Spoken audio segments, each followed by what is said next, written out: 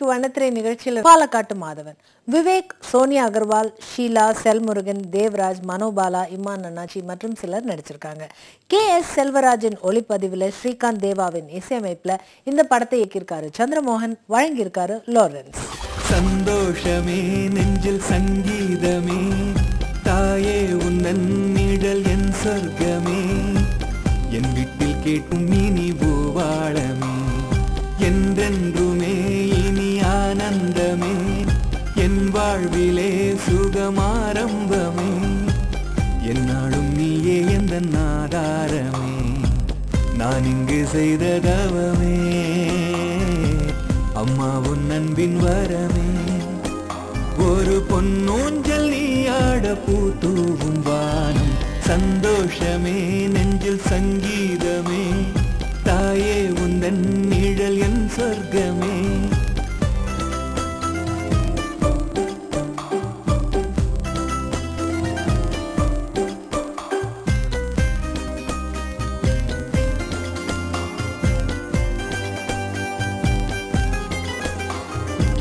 இந்த படத்துடைய கதை, ஹீரோ விவேக் மனைவி சோனியா அகர்வாலுடன் ஒரே ஆபீஸ்ல வேலை செய்யறாரு. அந்த வேலையை விட்டுட்டு சீக்கிரம் பணக்காரராக பல வேலைகள் செய்யறாரு. ஆனா அதெல்லாம் தொடர முடியாமல் போகவே ஏமாந்து போறாரு. ஒரு கட்டத்துல முதியோர் இல்லத்துல இருக்கிற ஷீலாவை அழைத்து வந்து வீட்டில் வைத்து பராமரிச்சா அவங்களுக்கு கிடைக்கிற பேங்க் வட்டியை வச்சு பணக்காரங்களை ஆயிடலாம் அப்படின்னு திட்டம் போட்டு ஷீலாவை வீட்டுக்கு கூட்டிட்டு வராரு. ஆனா ஷீலாவோ விவேக்குக்கு கொடுக்கிற பணத்தை விட இன்னும் அதிகமா செலவழிக்கிறாங்க. மேலும் சோனியா அகர்வாலுக்கும் ஷீலாவுக்கும் அடிக்கடி சண்டை வருது. இது மாதிரியான மன போராட்டங்களுக்கு இடையே விவேக் எடுக்கிற முடிவு என்ன அப்படிங்கிறத இந்த படத்துடைய மீதி கதை.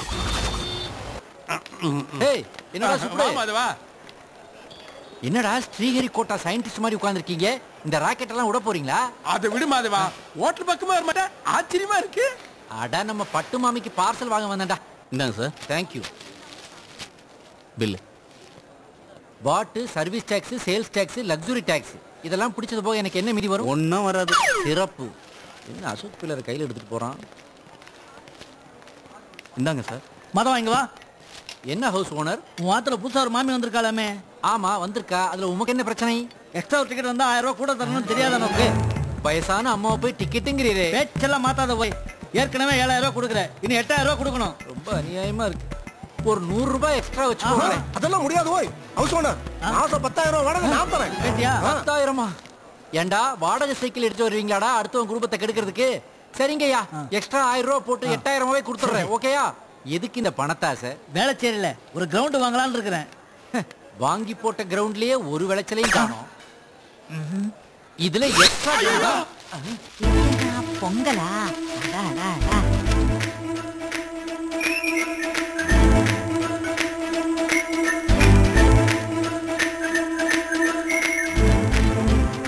ஐயோ, என்ன கிறிஸ் கெயில் மாதிரி இந்த விளாசு விளாசுது? இது பக்கத்துல நம்ம பசங்களை உட்கார வைக்க கூடாது. சைட் டிஷ்னு எடுத்து சாப்பிட்டாலும் சாப்பிடும். அம்மா இந்தாங்கம்மா ஹார்லிக்ஸ். சக்கரை போட்டியாடா? 5 கரண்டி போட்டிருக்கேன், குடிங்கம்மா. ஏண்டா இதோட கொஞ்சம் பெரிய கிளாஸ் இல்லையோ? இருக்குதுலயே இதாம்மா பெரிய கிளாஸ். இதை விட்டா பாத்ரூம்ல ஒரு மக் இருக்கு. வேண்டாம் வேண்டாம் வேண்டாம், இதுவே எதேஷ்டம். என்னது உங்களுக்கு வெண்குஷ்டமா? ஐயோ, எதேஷ்டம்னா தாராள அர்த்தம். அப்படியா? ஏண்டா பிராமண பொண்ண கல்யாணம் பண்ணிருக்கேன், இத்தனை வருஷம் ஆச்சு. அவன் இந்த லாங்குவேஜ் உனக்கு சொல்லி கொடுக்கலையோ? அதெல்லாம் நெருங்கி பழகினாதானமா தெரிஞ்சுக்க முடியும். அப்புறம் எப்படிடா 2 குழந்தைகளாச்சு? அது பவர் கட்டு பரிசா கொடுத்த பசங்க பாத்துமா. கிளாஸ் உள்ள விழுந்துற போதுமா? கொடுங்கம்மா.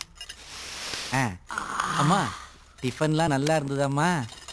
எல்லாம் நல்லாதான் இருந்தது, ஆனா ஸ்வீட் இல்லைங்கிற குறைதான். ஓடி போய் பல்லி மிட்டாய் வாங்கிட்டு வந்து தரட்டுமாமா? அதெல்லாம் வேணாண்டா. அது சீதாராம் கேசரின்னு ஒரு ஐட்டம். அம்மா அவர் டெல்லியில மினிஸ்டரா இருந்தவருமா? ஹீரோ விவேக் முழு படமும் இவருடைய பேராசைனாலையும் அதனால ஏற்படும் பாதிப்புகளாலையுமே நகருது. அமைச்சர் தேவராஜுக்கு PA ஆக போகும் விவேக்கை வைத்து சாப்பாடு போட்டு அவரை சோதனை செய்யும் காட்சி சிரிப்பு. மேலும் ஷீலாவை தத்தெடுத்து வந்து அதனால் ஏற்படும் கலாட்டாக்கள் அதிக சிரிப்பு. அதே சமயம் கிளைமேக்ஸில் ஷீலாவை அம்மாவாக ஏற்று கலங்கும் காட்சியில் தன்னால் காமெடி மட்டுமல்லாமல் இமோஷனலாகவும் நடிக்க முடிந்த நடிகங்கிறத உணர வச்சிருக்காரு. 2 குழந்தைகளுக்கு அம்மாவாக நடிக்கும் சோனியா அகர்வாலின் நடிப்பு பண்பட்டது. ஒரு சாவு ஊர்வலம் வந்தாலும் வந்துச்சு. டோட்டல் டிராபிக்கே டிஸ்டர்ப் ஆயிடுச்சு. ஒரு வழியா பேங்க்குக்கு போய் பணத்தை எடுத்து வந்துட்டேன். 25,000 என்னோட சம்பளம், உன்னோடது 15,000, மொத்தம் 40,000 ரூபாய். இந்தா வச்சுக்க. உங்க சம்பளம் இல்ல, அந்த அம்மா போட்ட பிச்சை. சரி விடு, மைக் வச்சு சொல்லுவ போல இருக்கு, அதோட விடேண்டி. அப்புறம் ஒரு ஃபில்டர் காப்பியை போட்டு கொடுத்தீங்கன்னா நானும் நீமா உட்காந்து அப்படியே பட்ஜெட்டை போட்டுடலாம். என்னங்கிற பட்ஜெட் எல்லாம் போட்டாச்சு பாருங்க. போட்டுட்டியா? நல்ல நீளமாவே போட்டிருக்கிற. காய்கறி 3000, அரிசி 2000, மளிகை சாமான் 3000, ஹார்லிக்ஸ் போன்விட்டா ஷாம்பு சோப்பு 2000, பால் கார்னுக்கு 2000, கரண்ட் பில் 3000, வண்டி டியூ 2500 சில்லற, Krishna oil 1500, ration 1000, school fees 3000, auto 1500, வீட்டு வாடகை 8000, எனக்கு பஸ் பாஸ் 1000, உங்களுக்கு பெட்ரோல் 2000, உங்க பாக்கெட் செலவு 1000, குழந்தைகளுக்கு ஸ்நாக்ஸ் 1000. மொத்தம் எவ்வளவு வருது? எவ்வளவு போட்டிருக்கிற? 47,000. என்னடி இது 47,000 போட்டு வச்சிருக்கிற? கவுண்டிங்ல விட்டுட்டியா? இல்ல, கவுண்டிங் எல்லாம் கரெக்டா தான். கவுண்டிங் கரெக்டா? என்னடி சொல்ற? அப்புறம் எப்படி 7,000 ரூபாய் எக்ஸ்ட்ரா ஆகுது? ஆகாதா பின்ன? நாம 2 பேரும் சேர்ந்து சம்பாதிக்கும் போது ஏன் சம்பளம் 15,000, உங்க சம்பளம் 12,000, மொத்தம் 27,000 ரூபாய். ஆனா செலவு 25,000 ரூபீஸ்க்குள்ளதான் வரும். 2,000 சேவ் பண்ணுவேன். இப்ப மட்டும் எப்படி இவ்வளவு செலவாகுது? எல்லாம் கொம்மா நல்லதான். என்னது கொம்மாவா? ஒரு படி அரிசி போட்டா போதுன்னு சொன்னீங்க. இப்போ ஒரு படி அரிசிய ஒரே ஆள் சாப்பிடுறாங்க.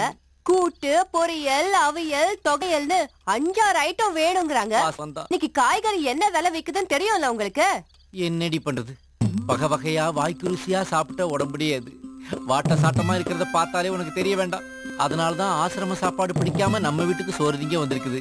கொஞ்சம் அட்ஜஸ்ட் பண்ணிக்கடி ப்ளீஸ். அப்படின்னா எக்ஸ்ட்ரா அவர செலவ நீங்க வேலை பார்த்து கொண்டு வாங்க. வார்த்தையை அளந்து பேசு. யார பார்த்து வேலைக்கு போக சொல்ற? கட்டின புருஷனை பார்த்து கேட்கிற கேள்வியா இது? சும்மா கத்தாதீங்க. இந்த மாசம் கரண்ட் பில் எவ்வளவு தெரியுமா? எவ்வளவு? 4,000 ரூபீஸ். 4,000? எப்படி? நான் ஆபீஸ் போயிட்டு வீட்டுக்கு வந்தா கொஞ்ச நேரம் டிவி பாப்பேன். ஆனா அந்த அம்மா 24 ஹவர்ஸும் டிவி முன்னாடியே கிடையா கிடக்குறாங்க. கரண்ட் பில் ஏறாதா? பாயிண்ட பிடிக்கிறாளே. அந்த ஹவுஸ் ஓனர் எக்ஸ்ட்ராவா ஒரு ஆள் வந்த உடனே வாடகை 1000 ரூபாய் ஏத்திட்டாரு. அது தெரியும்ல உங்களுக்கு? இப்ப என்னடி பண்ணலாம்? அந்த அம்மா சம்பந்தப்பட்ட அனாவசிய செலவெல்லாம் அப்ரப்டா கட் பண்ணுங்க. அப்பதான் கட்டுப்படி ஆகும். அடி அடி படக்குன்னு கட் பண்ணா பாட்டி பதறி ஓடி போயிருண்டி. கொஞ்சம் கொஞ்சமா கட் பண்ணுவோம். உதாரணத்துக்கு மாசம் மாசம் போடுற அரிசியில ஒவ்வொரு கரண்டியா குறைச்சுக்கிட்டே வா. அதுக்கு தெரியாது. அது மட்டும் இல்ல, பொங்குற சாப்பாட்டுல கொஞ்சம் சோடா உப்பு அள்ளி போட்டேன்னு வையேன், அதுக்கு பசியே எடுக்காது, கம்மியா சாப்பிடும். இதெல்லாம் ஹோட்டல் டெக்னிக்கு. என்னமோ பண்ணி தொலைங்க. இயக்குனர் சந்திரமோகன் உழைக்காமல் எந்த வழியிலும் பணம் சம்பாதிக்க முடியாது என்பதை விவேக் கதாபாத்திரத்தின் மூலம் உணர வைத்திருப்பது வரவேற்புக்குரியது. அதே சமயம் விவேக்குடன் நன்கு அனுபவப்பட்ட துணை காமெடி நடிகர்களை நடிக்க வைத்திருப்பது சரியான தேர்வு. காட்சிகளின் உருவாக்கத்தில் அதிக கவனம் எடுத்திருக்க வேண்டும். அதே போல் காட்சிகளின் கண்டென்ட்டிலும் புதுமையாக சிந்தித்திருந்தால் பாலக்காட்டு மாதவன் இன்னும் சீர்பட்டிருக்கும். யாரே? வணக்கம்மா. காலை தினமும் கண் முழித்தாலே கை தொழும் தேவதை அம்மா. அன்பென்றாலே அம்மா என் தாய் போலாகிடும்மா. யாரு பண்ணி? இமை போல் இரவும் பகலும் என்னை காத்த அன்னையே உனதன்பினாலே. பொருட்காட்சியை சுத்தி சுத்தி வர மாதிரி வரையே. யாரடா நீ? என்ன பத்தி மாதவன் சார் எதுவும் சொல்லலையா? உன்னை பத்தி சொல்றதுக்கு நீ என்ன ஒபாமாவா? Hi Santhoshkumar sir. என்ன சப்பலா கேட்ட? எப்ப வந்தீங்க? இப்பதான் சார் வந்தேன். அம்மா பாத்தீங்கல்ல சார்? பார்த்தோட பாடிட்டேன் சார். பாடியே. டேய் மாதவா, இங்க என்னடா நடக்குது? அம்மா நீ யாருன்னு கேட்டா இவன் பதில் சொல்ல மாட்டேங்கிறான். நீ என்ன கண்ட கண்ட கண்ட காட்டுறிய? அது வந்துமா, இவர் பேர் சந்தோஷ்குமார். எல்லாரும் இவரை எஸ்பிபியோட எதிரொலி அப்படின்னு சொல்லுவாங்கம்மா. ஒரு முக்கியமான விஷயமா உங்ககிட்ட பேச வந்திருக்காரு. நாம எல்லாம் காபி சாப்பிட்டுக்கிட்டே அப்படியே பேசலாம். ஓகேயா? ஏய் லட்சு, கெஸ்ட் வந்திருக்காங்க, 3 காஃபி. இது என்ன ஹோட்டலா? காஃபி எல்லாம் போட முடியாது. அது என் ஒய்ஃப் தான். அவ ஒரு மாதிரி டைப். சார் ஒரு மாதிரினா கொஞ்சம் கூப்பிடுங்க சார், பாத்துறேன். என்ன இடம் பேர்ந்து வர்ற? போய் அங்க போய் உட்காரு. ஒரு மாதிரினா நீ நினைக்கிற மாதிரி இல்லையா? ஒரு மாதிரி ஜாலியா சென்ஸ் ஆஃப் ஹியூமர் டைப்னு அர்த்தம். புரியுதா? நீ அம்மா கிட்ட பேசிக்கிட்டு நான் போய் காப்பி எடுத்துட்டு வரேன். ஜாக்கிரதையா பேசி. அம்மா இனிமே நான் தான் உங்க மகன். மகனா? ஆமாம்மா, உங்களை நான் தத்தெடுக்க போறேன். டேய் என்னடா உளறற? இதோ பாருங்கம்மா, இது பிரஷர் மாத்திரை, இது சுகர் மாத்திரை, இது கொலஸ்ட்ராலுக்கு, இது ஆஸ்துமாக்கு, இது டிங்கி காய்ச்சலுக்கு, இது சிக்கன் குனியாக்கு, மட்டன் குனியாக்கு. இந்த மாத்திரை கண்டுபிடிக்கல, கண்டுபிடிச்சிட்டு அதே வாங்கிட்டு வர்றோமா. Don't worry. அப்புறம் இந்த எலி காய்ச்சல் பன்னி காய்ச்சல் கொசு கடினால வருதுன்றாங்கம்மா. இதை தேய்ச்சிக்கிட்டீங்கன்னா எந்த கொசு கடிக்காதுமா, கடிச்சாலும் கொசு செத்து போயிடுமா. இந்தாங்க, உங்க மேல நான் எவ்வளவு அஃபெக்ஷனா இருக்கேன் பாத்தீங்களா. இதெல்லாம் யாருக்குடா?